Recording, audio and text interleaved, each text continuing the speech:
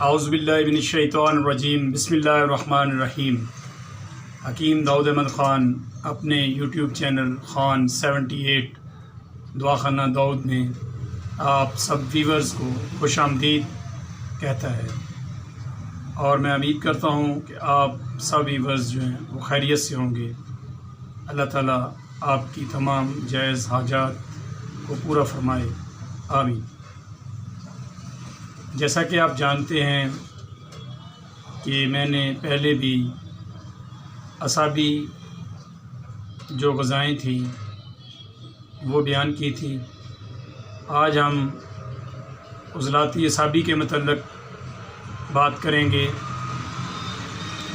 ایسی غذائیں جو اعصابی عضلاتی میں بیماری کا باعث بنتی ہیں سردی خشکی کی وجہ سے، تو یہ جو آج میں غذائیں بیان کروں گا یہ سردی خشکی کی وجہ سے ہونے والے جتنے بھی مسائل ہوں گے ان کے حل میں مدد فرمائیں گی۔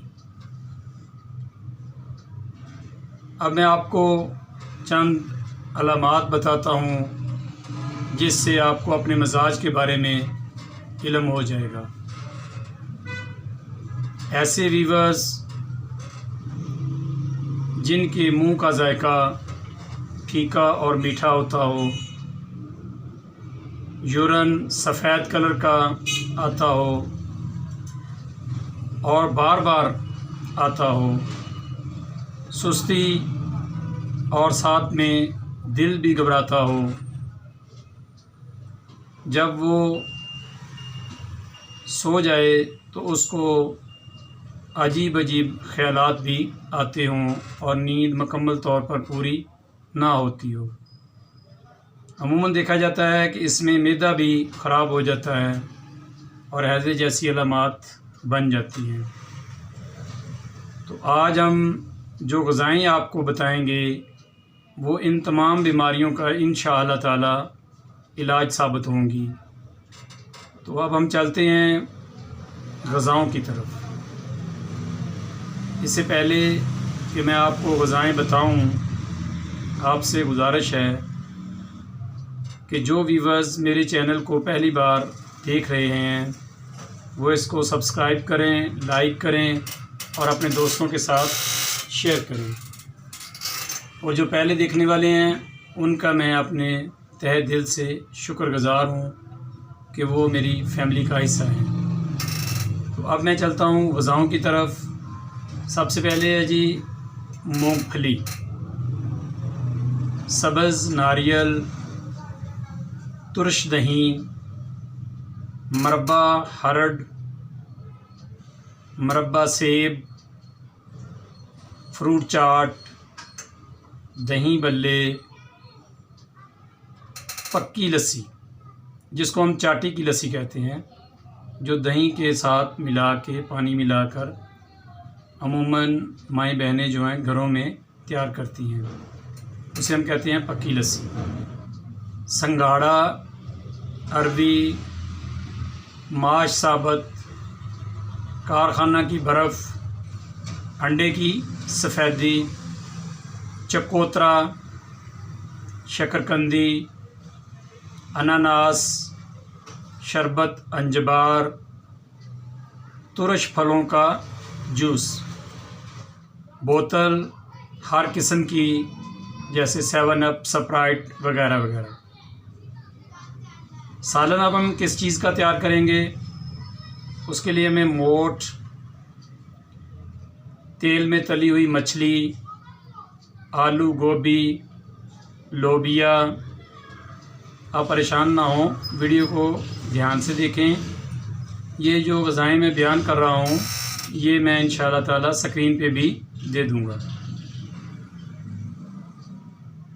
بھینس کا گوشت، بینگن، سبز چنے، مکئی، جوار اور باجرہ کی روٹی، آلو، سیاہ چنوں کی دال، تمام قسم کا اچار، پکوڑے اور بیسن سے بنی ہوئی تمام چیزیں، پھلوں میں ہم کیا چیزیں استعمال کر سکتے ہیں اس نبض کے اندر کہ جس میں ہمیں سردی خشکی سے نجات ملے؟ آلوچا، لیموں کی بنی ہوئی شکنجی، ناریل، سیب، کانجی، اسٹرابری، کنو، مالٹا، آڑو، سنترا، لیچی، رسبری، جامن، فالسا، لکاٹ، ترش انار، آلو بخارا، دیسی بھیر وغیرہ۔ تو یہ تو تھی غذائیں، پھل اور جو ہم ترکاری تیار کر سکتے تھے وہ میں نے آپ کو بتائی۔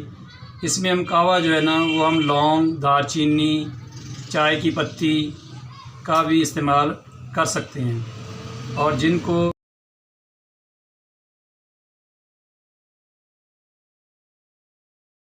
چھوٹے پیشاب میں زیادتی ہو، بار بار آتا ہو، وہ اس میں تھوڑا سا لیموں بھی ملا سکتے ہیں۔ تو انشاءاللہ تعالیٰ آپ ان غذاؤں کو استعمال کریں گے تو آپ کے سردی خشکی کی وجہ سے ہونے والے جتنے بھی مسائل ہوں گے وہ انشاءاللہ تعالیٰ ضرور حل ہوں گے۔